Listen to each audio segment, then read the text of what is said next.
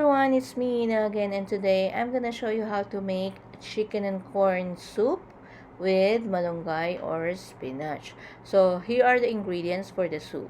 So kailangan lang natin ng shredded chicken, cooked shredded chicken, and then we need chicken broth, pwedeng tubig. We also need boiled quail eggs. We need also corn. Pwede kayong gumamit ng fresh or pwedeng one can. And then chopped onions, minced garlic.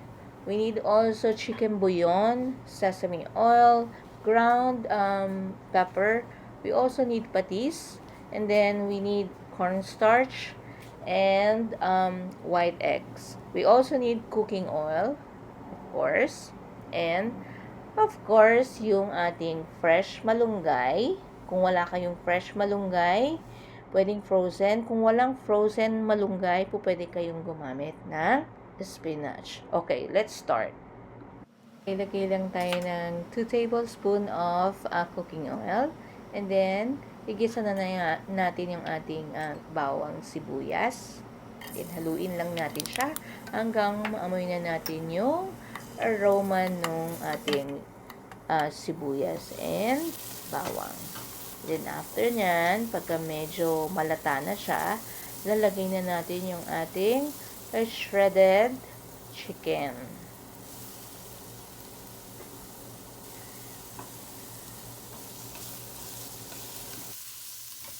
Okay, so isosote lang natin yung chicken natin, and then, after nyan, ilalagay na natin yung ating fresh corn, 2 cups of shredded corn.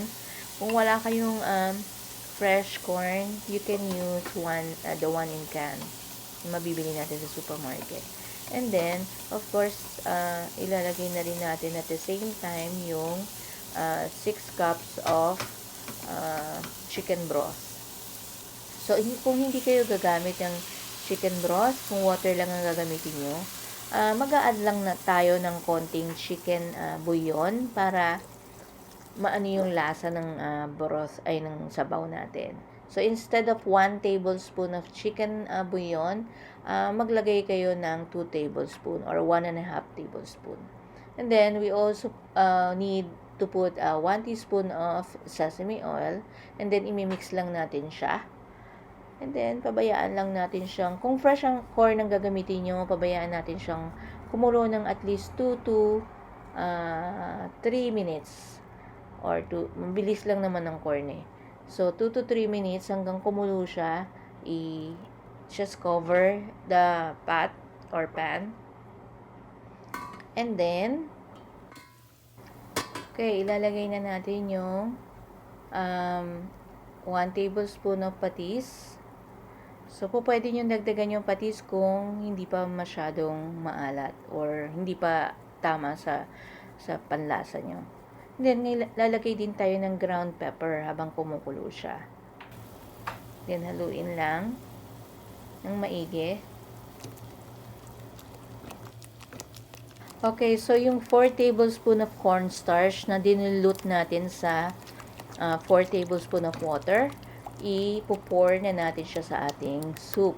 So, habang pino-pour natin siya, we keep on, stirring para hindi magbuo-buo yung ating cornstarch. Then, after nyan, follow na rin natin yung ating 2 egg whites na nilagyan ng 2 tablespoon of water. Yung mixed egg white, then water, dun sa ating soup. So, i-strain lang natin ng ganyan. Kung ayaw nyo i-strain po, pwede nyo na rin ihalo lang if you want. So, i-continue lang natin yung pagpapakulo sa ating soup na habang pinakukuluan natin, keep stirring, hanggang lumapot na yung ating soup.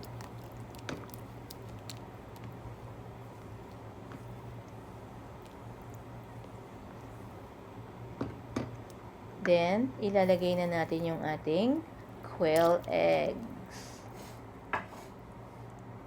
Tapos po, pwede nyo siyang tikman. Kung kailangan pa ng patis, kailangan pa ng peppers, ground peppers, or kailangan pa natin ng mga panglasa sa ating soup. Ayan, malapot na siya. So, pag malapot na siya, ready na siya, pwede nyo nang ilagay yung ating gulay, kung whatever gulay meron kayo, na available kayo. Kung meron kayong, wala kayong malunggay, pwedeng spinach. Wala akong malunggay, so spinach ang aking gagamitin. So, tinransfer ko siya sa isang serving bowl. Ayan. Yan ang ginamit ko, yung malunggay. Malunggay. Yung ating spinach. Okay. Ready na.